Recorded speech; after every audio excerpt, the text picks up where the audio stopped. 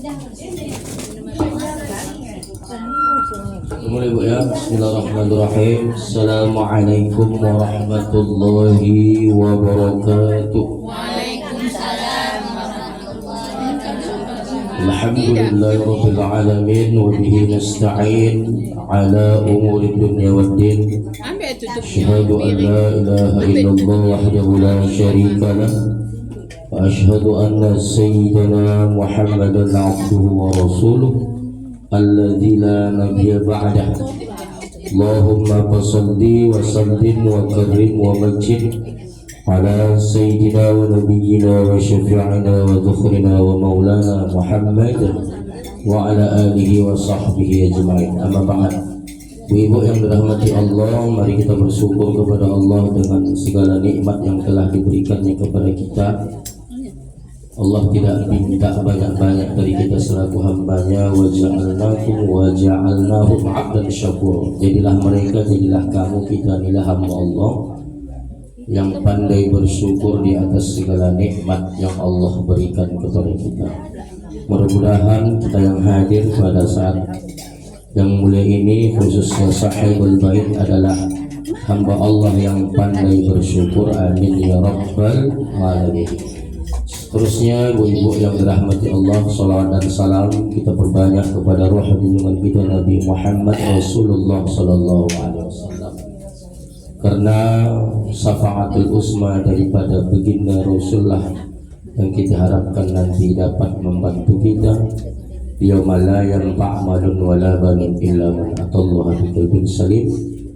Di hari kiamat, hari berbangkit, hari berbalas yang tidak berguna harta dan anak. Semua lari menyelamatkan diri masing-masing.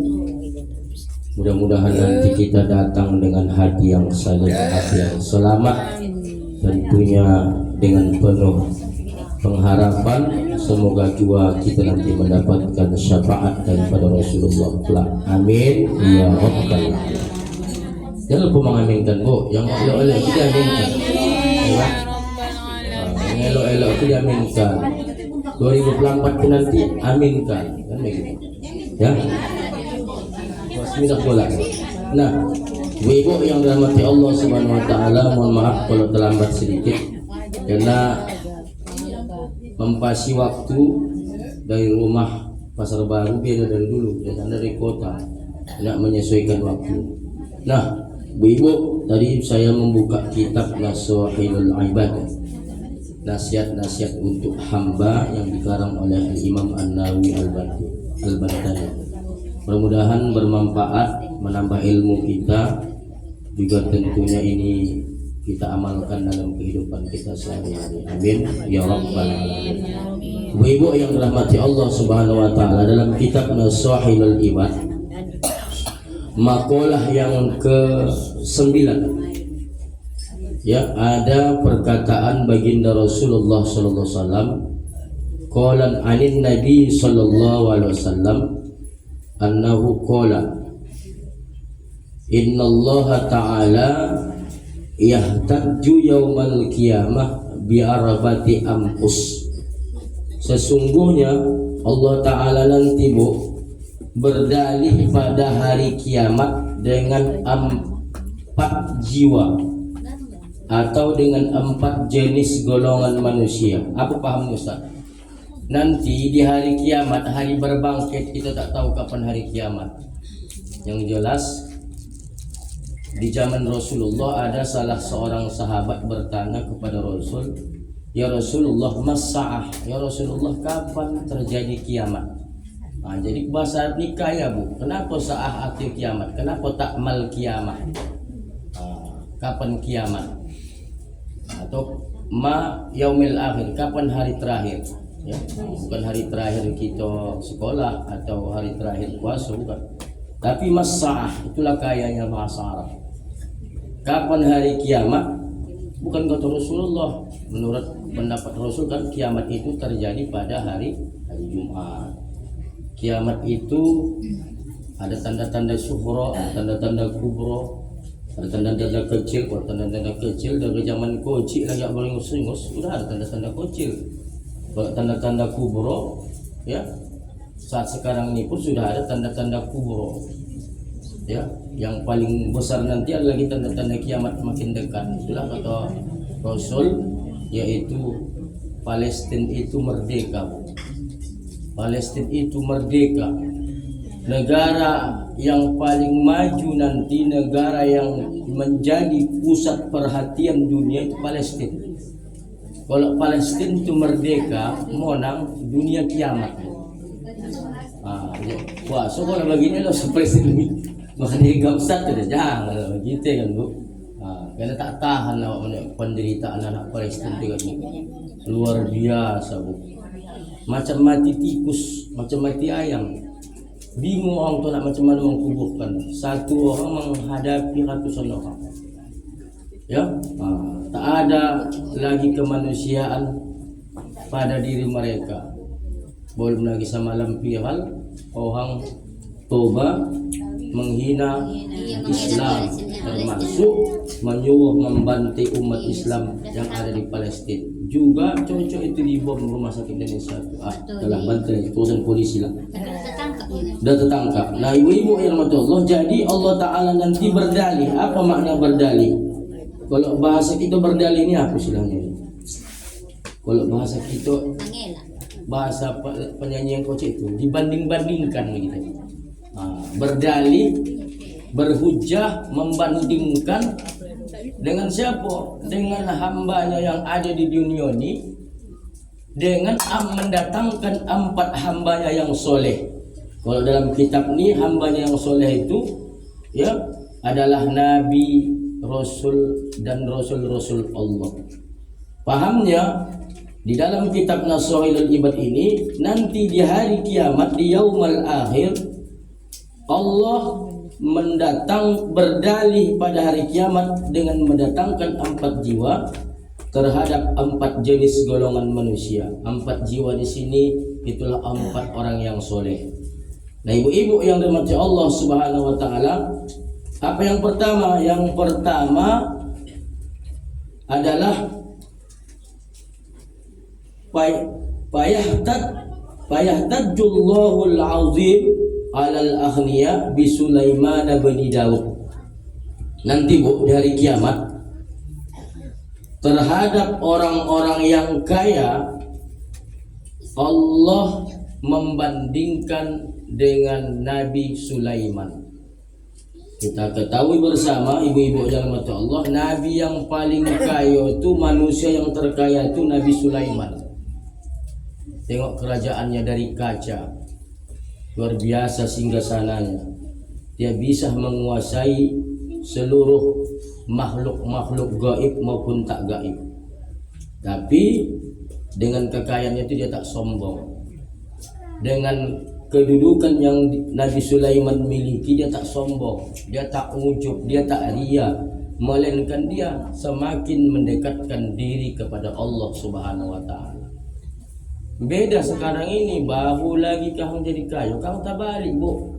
Orang yang kaya betulan biasa-biasa saja penampilan. Udah lama kawan itu kaya, bahkan 7 turunan. Untungnya dia tak turunan ke-8. Sementara awak hari ini yang baru kaya, baru lagi naik suami awak dari Apit Lempang jadi tekong, udah mulai naik gaya. Ya. Orang yang kaya betulan tuh biasa-biasa pakaiannya. Masih hendak dia memakai jilbab 30.000 bayar. Yang ibu kasih bawa Senin untuk anak murid ini. Boleh di-mailin ni kan. Masih hendak dia memakai. Sama tahun kaya baru ni tak lepel. Jilbab Az-Zahra. Apa sembilan jilbab yang lebat tu. Ini kan tahu ni siapa berlangganan ini. Aku boleh yang 20.000 saya tak apa. Kalau dah naik bu mulai, tak biasa lagi makan di kaki lima, Lamongan, Cenderalas. Tak sah sekali. Aku kak semenjak abang ni menjadi tekong, rasa aku boleh makan di pinggir pasar. Tak cocok lagi lidahku. Orang yang kaya betulan biasa-biasa saja, kawan. Bergaul elok dia tak ada perubahan. Ini yang kaya baru ni bu, udahlah.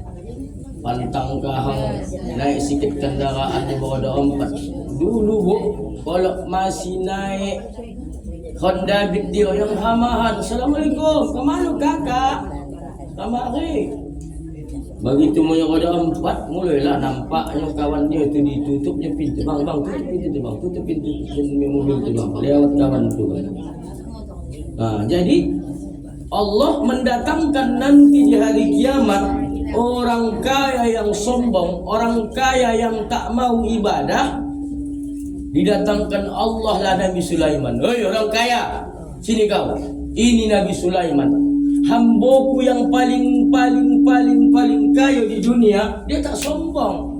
Dia taat ibadah kepadaku. Kau baru lagi kau kayo di jalan anggrek ni, baru lagi kau paling kayo di kampung ni, baru lagi kau paling kayo di Sungai Tuang Raso ni, baru lagi paling kayo kau di Tanjung Balai ni. Nabi Sulaiman terkaya makhluk Allah paling kaya di atas bumi ini. Bayangkan ibu lah.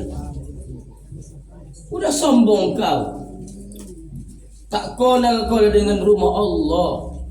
Kalau datang bantuan kang banyak saya lah dalih kau. Banyak nak aku tolong ni. Di sana lagi ada bantuan-bantuan padahal bohong. Sombong. Ibadah jangan tak sompat. Itulah tadi saklabah miskin dia bu. 1 ekor lah kambingnya. Karena dia tadi berjamaah tak sompat dikasih Rasulullah tambahan kambingnya. Kalau kambingnya jantan kasih Rasulullah kambing yang produktif, menjadi lupa daratan. Apa yang terjadi? Saklabah kembali miskin. Maka Allah Subhanahu wa taala mendatangkan nanti Nabi Nabi Sulaiman untuk menghujah, untuk membandingkan dengan orang-orang yang hari ini punya kedudukan, punya kekayaan, tapi bukan makin dekat sama Allah, makin jauh.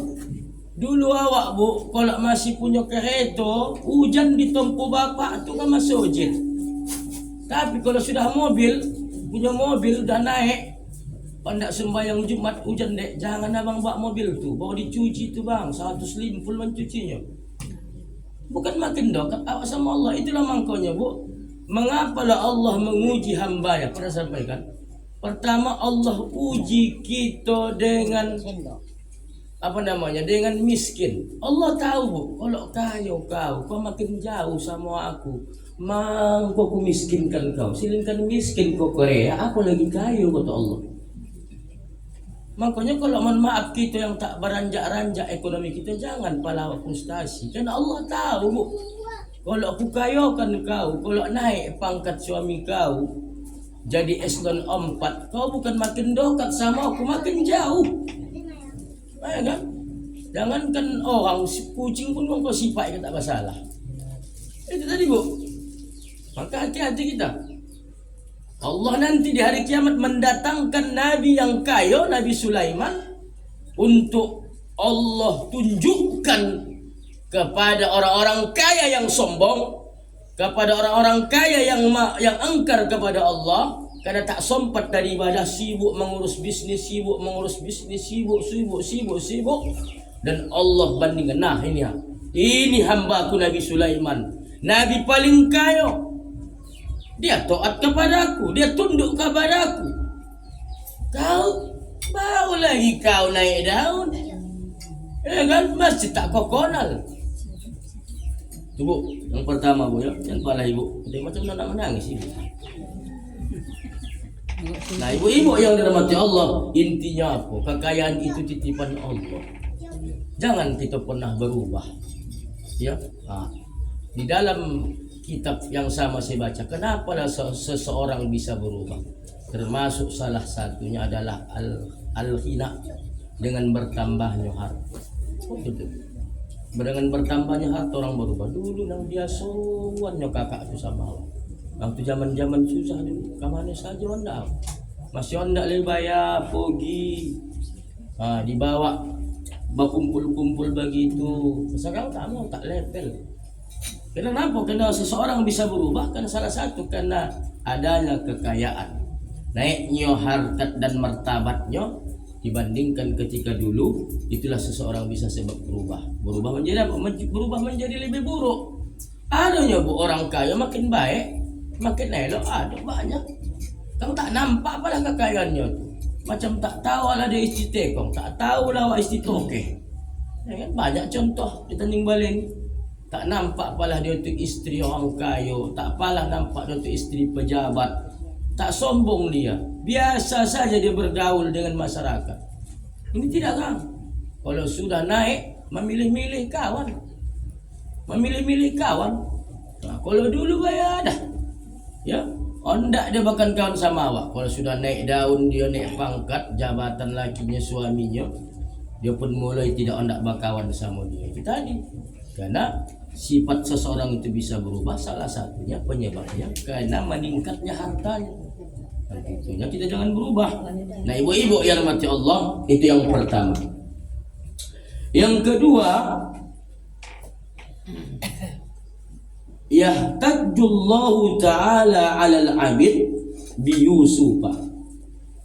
Nanti Bu, di hari kiamat Allah berdalih, berargumentasi terhadap orang-orang yang di bawah di bawah pengaruh, atau orang-orang yang bekerja sebagai karyawan, ya kan, atau orang-orang yang bekerja sebagai buruh, kurir, artinya gini, punya bos dia, punya atasan, bawahan dengan Nabi Yusuf. Dengan Nabi Yusuf. Kenal ibu Nabi Yusuf? Ya.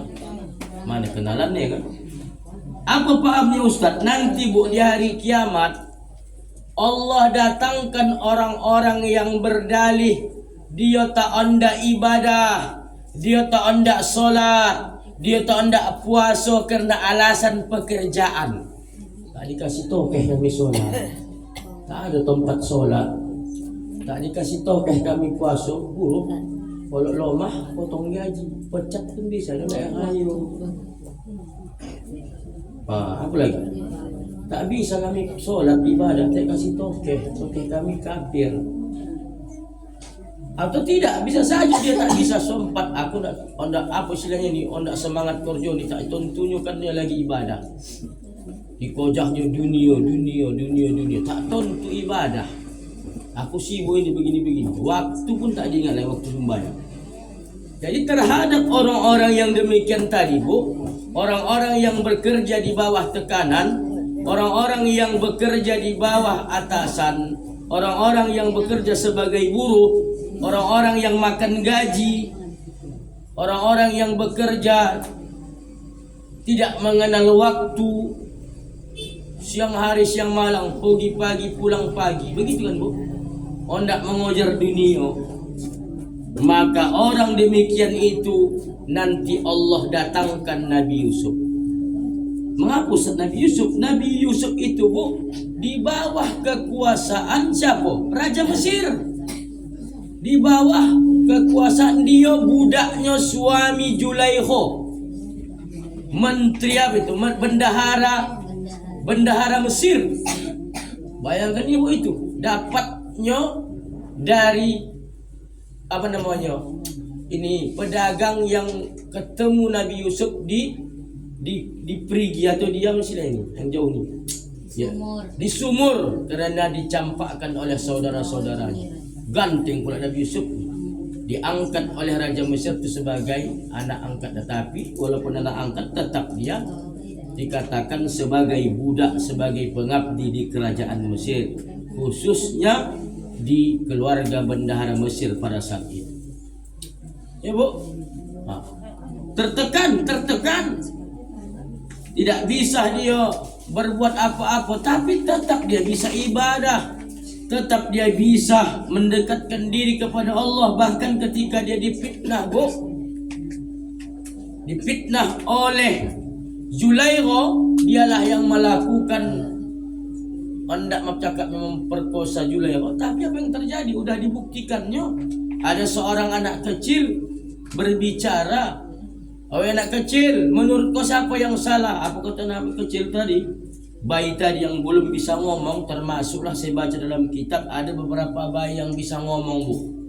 Ya, ada bayi yang dia sehari-harinya cuma bisa nangis, minta susu pun tak bisa, memanggil oma ayah tak bisa, tapi bisa ngomong dengan jelas ketika dia ingin mempersaksikan atau ingin menjadi saksi ya untuk menjadikan seseorang itu tidak bersalah atau membenarkan seseorang, termasuklah seorang anak balita yang menyaksikan tentang kebenaran Nabi Yusuf.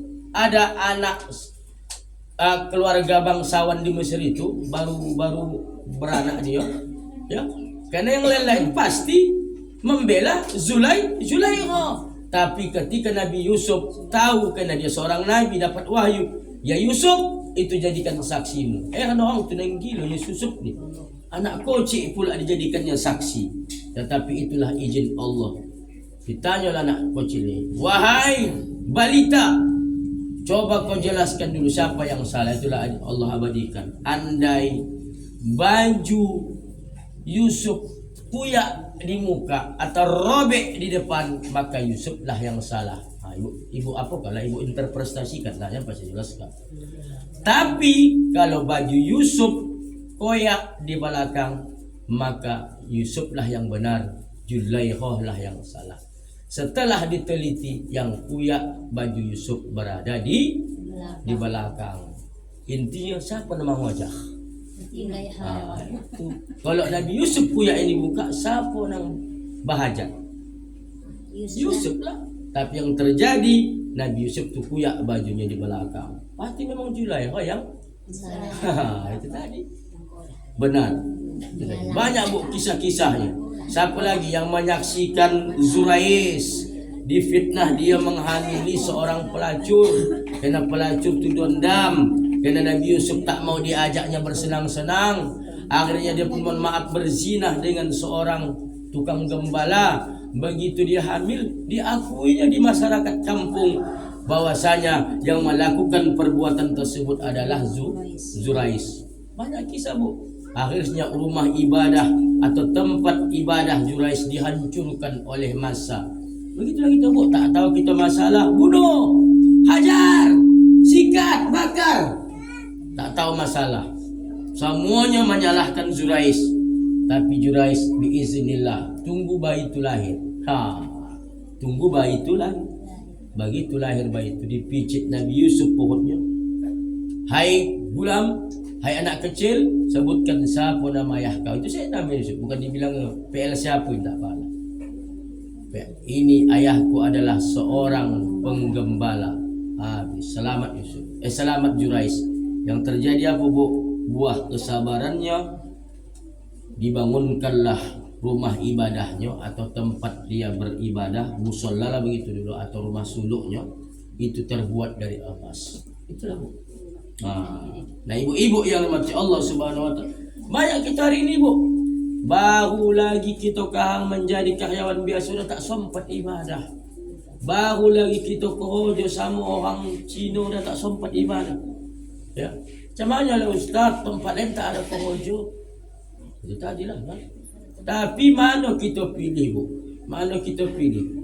Kita tunduk sama majikan kita, sama tunduk kepada Allah.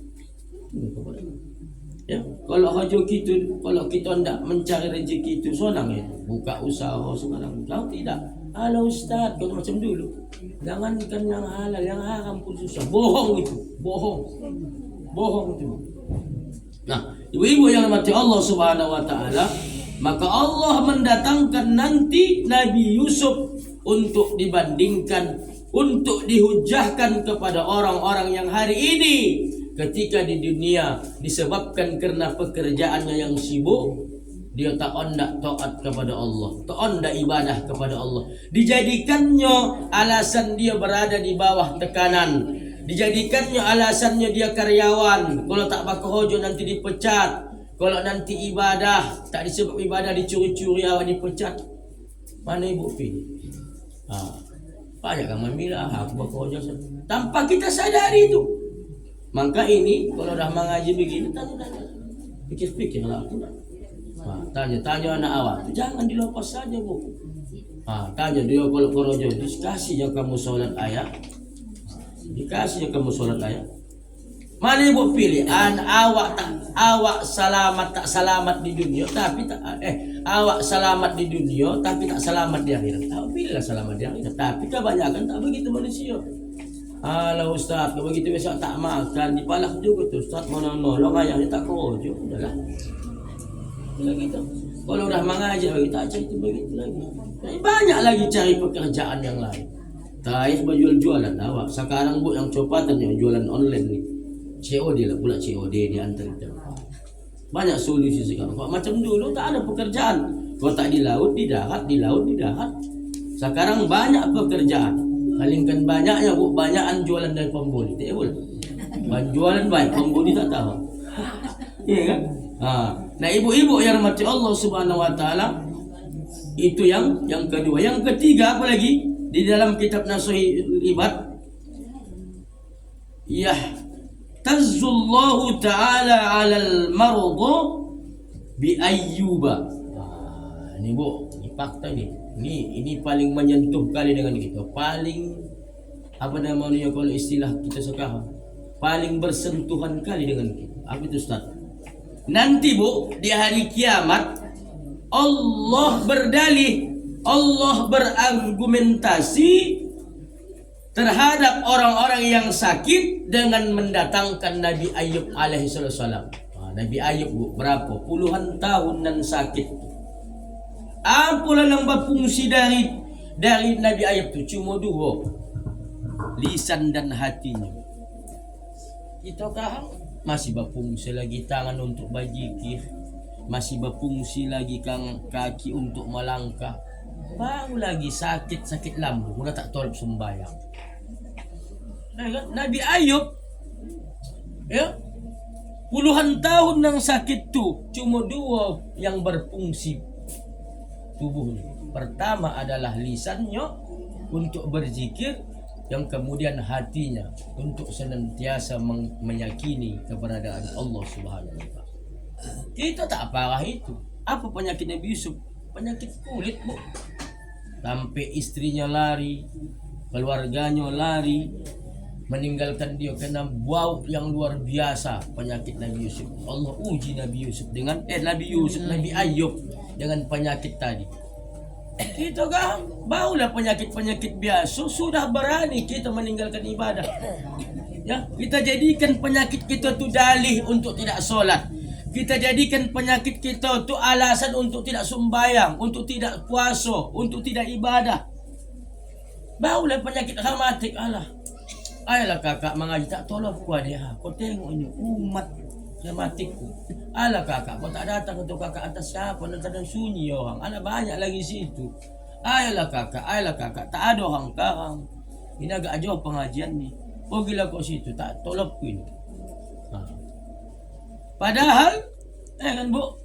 Nanti Allah Subhanahu Wa Ta'ala nanti di hari kiamat dia mendatangkan Nabi Ayub yang sakit puluhan tahun, tapi tetap dia dekat dengan Allah, tetap dia ingat Allah. Sampai dibilang, ya Yusuf, kenapa kau tak ingin sembuh? Ditanya orang lah dia. Ya, mengapa? Karena sebab sakit tu aku makin dekat dengan Allah.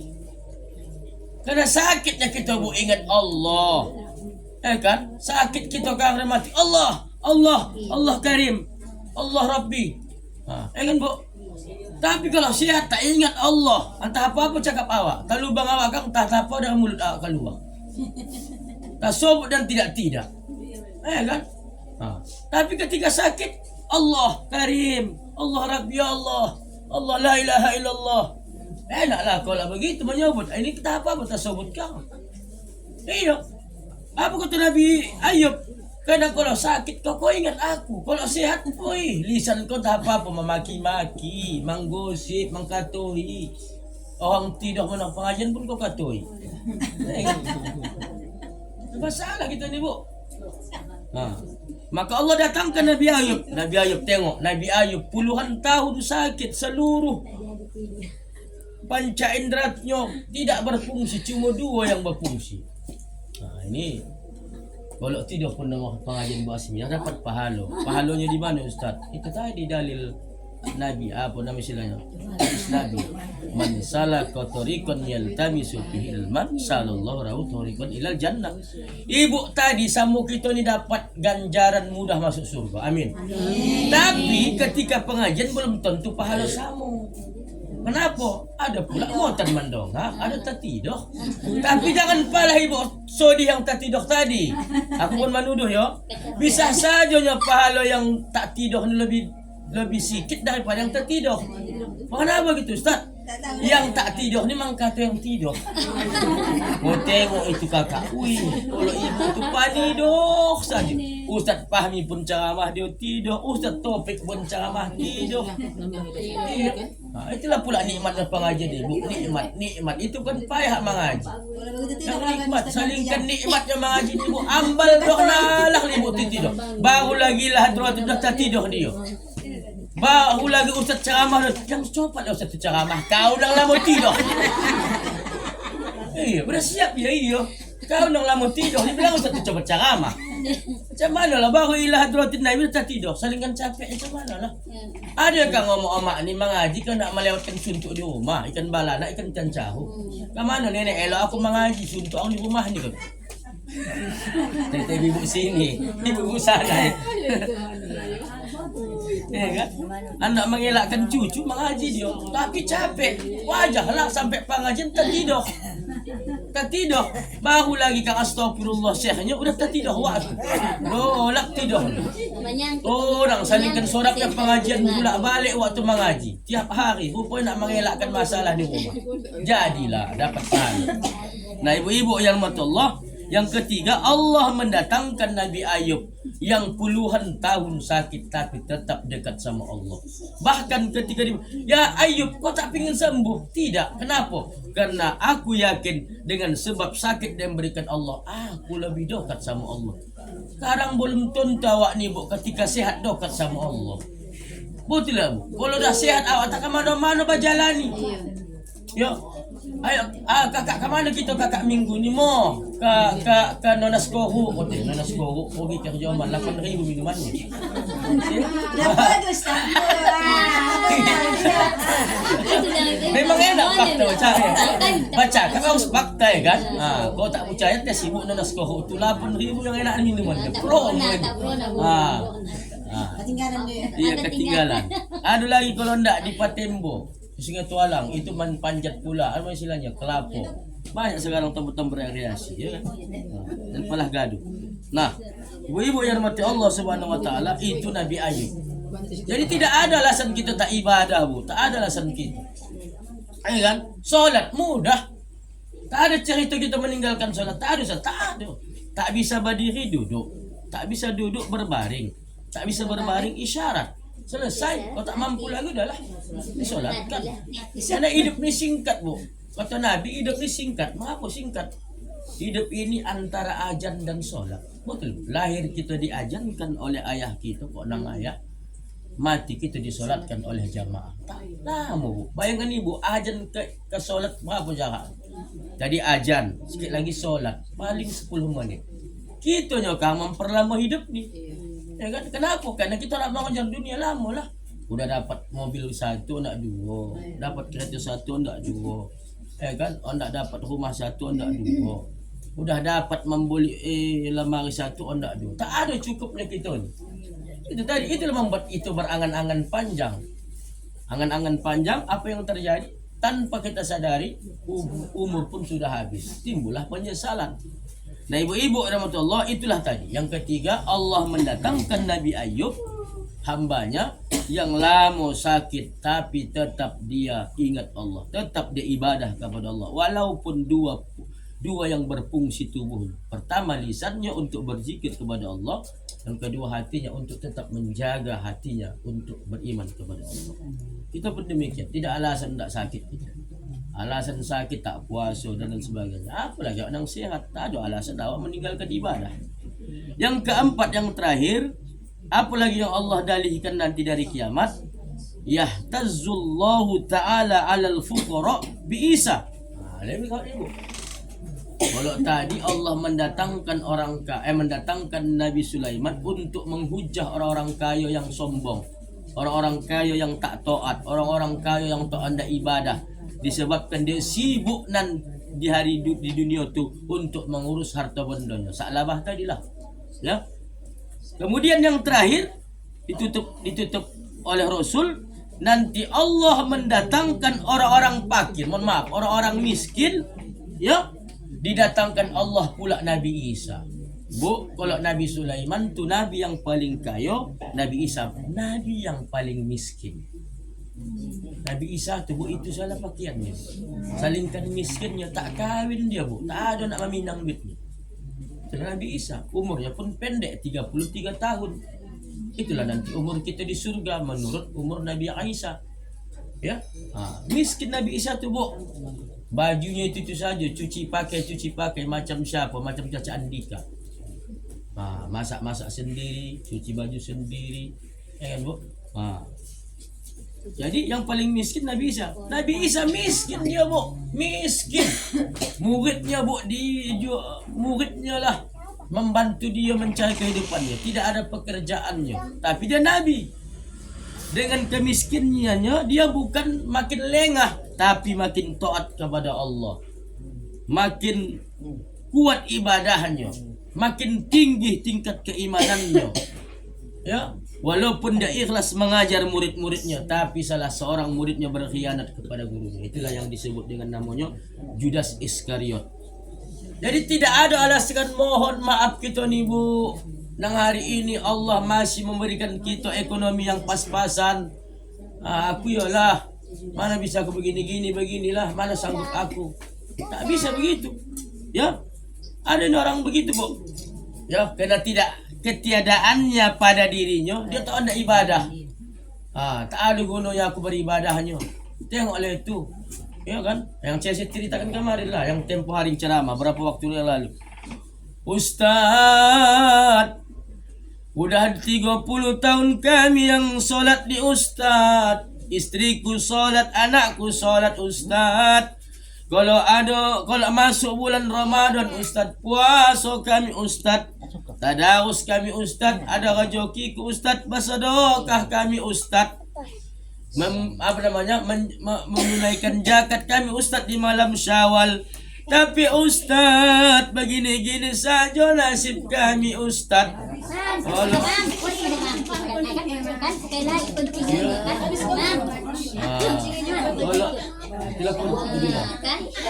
Waktu aku tuh Ustaz Fahmi dikencingin. Iya. Mak, apa yang dikunci itu silat tadi. Ya. Dia juga kan. 30 tahun kami yang sholat di Ustaz, begini-gini saja nasib kami Ustaz. Kalau tahu kami begini Ustaz, lebih baik kami tak sembahyang. Jangan. Ya.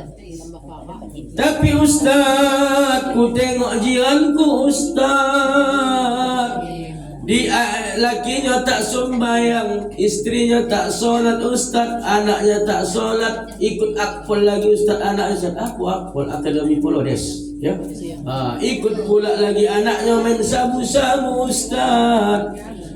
Tetap kau Ustaz, mobilnya bertambah, keretanya bertambah, rumahnya bertambah, bininya pun bertambah Ustaz. Siapa bilang kayo ibadah kau tak kayo, ibadah kau tak kayo? Salah. Nanti kita bilang nanti kita sampaikan, Rabbil firli warhamni wajubni, minta cukupnya kita bu, tak minta kayo, karena Allah tahu apa yang kita butuhkan, bukan apa yang kita ingin. Ada begitu lagi kan? Ustaz, aku sholat aku Ustaz, puasa aku Ustaz, kalau ada rezeki ku bersedekah aku Ustaz, tapi hanyalah bayadah Ustaz, ambal dan tajatuh aku nampak kereta. Kau belajar pula ibu ajarlah. Dia Ustaz, mak Ustaz, nang tak saka hojon ni kehojokan Ustaz. Masuk bulan puasa tak puasa Ustaz, makan nang tu berjamaah di rumah Ustaz, ku tengok Ustaz. Tapi elok mulus macam jalan tol yang naik kereta tu Ustaz. Tak ada jaminan bu. Disebabkan ibadah kita aman-aman saja. Disebabkan dia tadi angkar. Itu tadi yang saya sampaikan, sengaja Allah sembunyikan kemurkaan Allah di balik kemaksiatan. Mak, kalau setiap maksiat Allah balas, putus kita bu. Setiap ibu tak sembahyang sekali tendang. Setiap ibu tak solat sekali tujah Allah Ta'ala. Banyak orang gepeng. Setiap tak solat, usahakan ditujah Allah, dikasih Allah saja bisul sebiji. Yakin saya tak mau masuk ibu ni wirid Yasin, kau tahun tak sembahyang. Kakak aku tengok 25 bisul kakak, 25 kali kakak nak sembahyang ya. Dibukakan Allah aib kita. Mengapalah kita ni masih begini enak senyum-senyum. Karena Allah rahasiakan, Allah simpan aib kita. Topat Allah bukakan. Sekali melawan laki dikasih kudis di sini. Sekali melawan laki dikasih kudis. Berapa kali melawan sehari dikasih kudis. Mak kau malam menjak laki kau ya. Aku buktinya kudis sih. Kasih tompel. Jadi itulah Allah sayang sama kita. Allah rahasiakan. Allah simpan aib kita. Kalau dibukakan Allah aib kita, tak ada lagi nak pengajian ni. Takut aku mengaji. Akak ada mengaji. Tak ada aku jam. Kau tengok ni 5 tempel ni hari. Tak ada mengaji. Nah ibu-ibu yang dirahmati Allah Subhanahu wa taala, itulah 4 hal yang Allah nanti di hari kiamat menghujah hamba-hambanya dengan mendatangkan hambanya yang soleh, yaitu nabi-nabi Allah. Pertama tadi, saya ulangi lagi, Nabi Sulaiman untuk menghujah orang-orang yang kaya tak taat. Nabi Sulaiman luar biasa, Bu. Ya, singgasananya terbuat dari kacu. Hingga takut lagi Ratu Balkis melewati. Dipikirnya punya ini gitu. Ya. Kemudian nanti Allah mendatangkan Nabi Yusuf untuk menghujah orang-orang yang bekerja di bawah tekanan itu dengan alasan tersebut dia tak ada ibadah. Dia tak ada puasa, tak bisa kami kerja Bapak. Kalau kau tak bisa kami ibadah Bapak. Kalau ibadah kami sikit ada tu Bu di Medan, Bu. Di Medan dikasih pabriknya ibadah. Padahal masjid ada, dikasih pabriknya, bos pabriknya di Medan di Belawan cuma setengah jam sholat Jumat. Cuma setengah jam sholat Jumat, Bu. Kalau jam 12.15 waktu, jam 12.45 mesti selesai. Bayangkan ibu lihat itu, mangko di sana ustaz disetel, ustaz jangan lama-lama. Jangan pula karena kenapa? Kalau waktu tak makan, nanti tak bisa lagi makan. Begitulah kita hidup ini. Mangko itu tadi, Bu. Kita pilihlah nanti yang betul-betul bisa menolong Islam ini. Ya kan? Aminkanlah. Amin. Yang ketiga, Allah datangkan Nabi Ayub untuk menghujah dengan orang-orang yang hari ini hidup di dunia dengan alasan sakit, dia tak ada ibadah, dia tak ada solat, dia tak ada puasa, dia tak ada ikut wirid. Alah kakak wirid, aku kalau duduk lama-lama adik naik ramatiku. Ya kan? Itu masih mending, Bu. Ada tidak? Ya kan? Ada tidak di kompor-komporinya na wirid yasin. Naon ndaklah kau wirid yasin muslimin tu. Ya kan? Itulah dia. Maka pertahankan wirid yasin ibu. Karena ada nanti, Bu, orang berubah, udah tua berubah dia. Ya kan?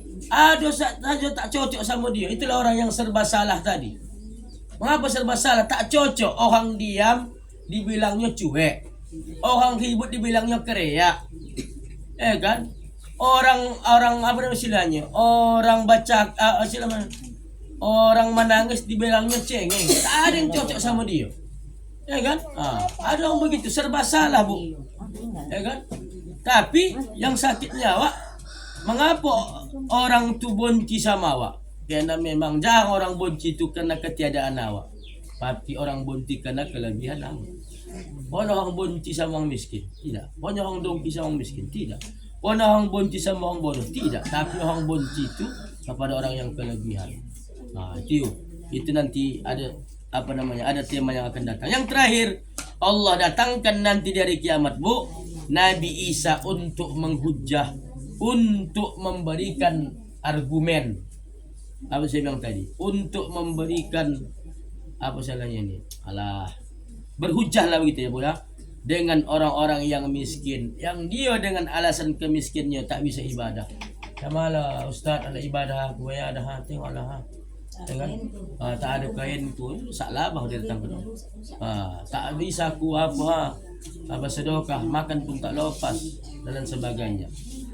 Disalah itu. Nah ibu-ibu, demikianlah kajian kita pada sore hari ini. Mudah-mudahan bermanfaat adanya. Kepada Allah saya mohon ampun, kepada kita yang hadir mohon maaf. Wal afu minkum wa bil taufiq wal hidayah. Wassalamu alaikum warahmatullahi wabarakatuh. Waalaikumsalam.